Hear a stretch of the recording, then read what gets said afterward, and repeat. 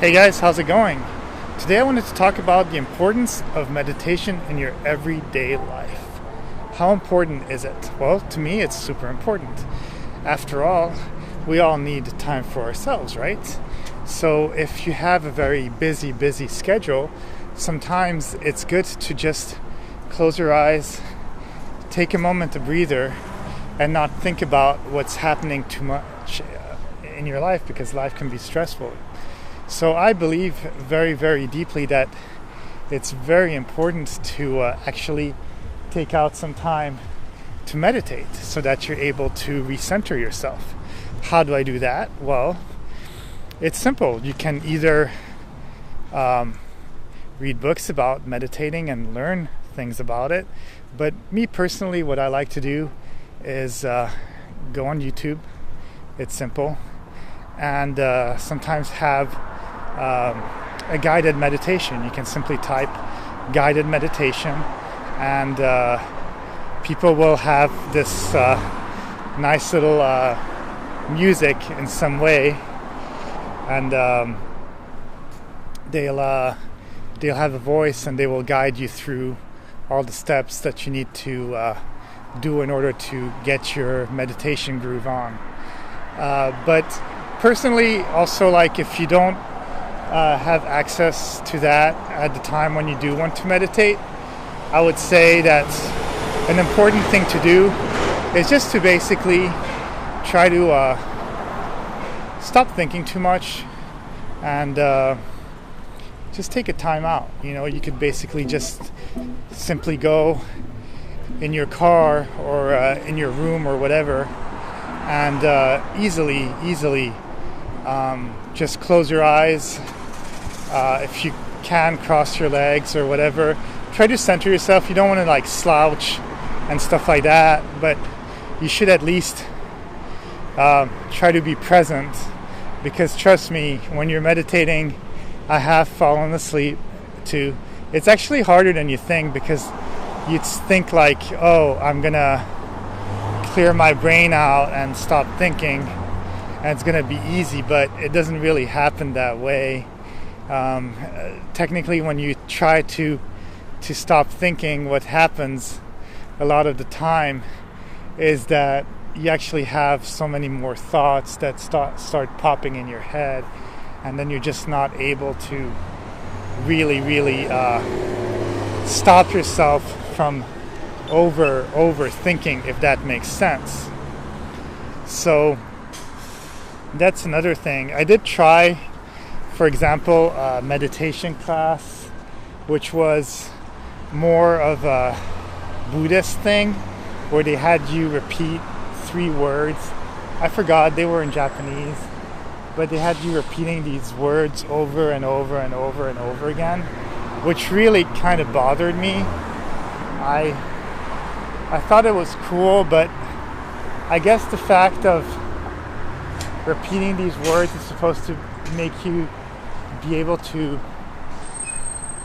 think less and to be more present in the moment, because you have to actively think of those words. But to me, it just became about saying those words correctly, and it didn't really let me think about other stuff. Now granted, I only did that once, but I think you need to find whatever it is, because yeah, there's a technique to it, but at the end it's a personal thing.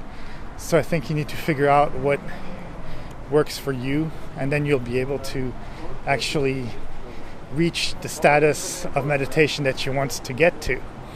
And for me, it's just being able to be present in the moment, not think about what I need to do tomorrow, what I need to do today, what I need to do in an hour, what I'm doing now.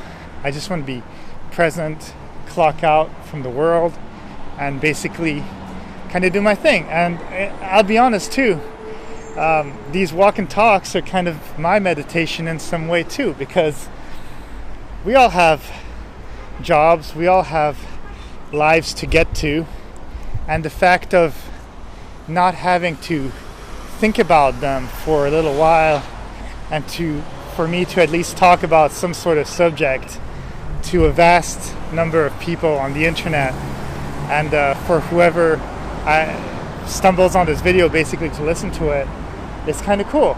I like talking to people, and I like giving advice, and I feel that that's kind of my meditation. It's my ritual. If something bothers me, I'm able to talk about it. And I think that's why people go to psychiatrists in some way, because sometimes you need to say your things, to say what happened in your life, but maybe not to someone that you personally know. You just need to say it to someone who's unbiased. And to me, literally, like, this is my meditation. So I would honestly just say, try to find your spot. Try to find a place that you feel comfortable and safe in, and just open your brain, open your mind, and do try to I do think that that's something that is important, is learning how to breathe. And that's something that's not very easy to do because it takes time. But there's numerous books that you can just read about, just look it up, breathing for meditation, stuff like that. And if you don't like reading, well, again, you're trustworthy. YouTube is always your friend, because they will actually have that too, and they'll be able to teach you at least some basic breathing techniques, because believe it or not, breathing is actually pretty hard. And I'm not just saying breathing to survive, because instinctually we just breathe, but actually breathing deeply, and the fact of being able to breathe deeper will actually be able to help you in a lot of ways, because by bringing air into your body, you're actually able to heal things. And also by taking that time out, let's say if you have a pain, or it could be psychological, could be muscular, could be whatever pain in your body or stuff that needs to heal, broken bones, etc.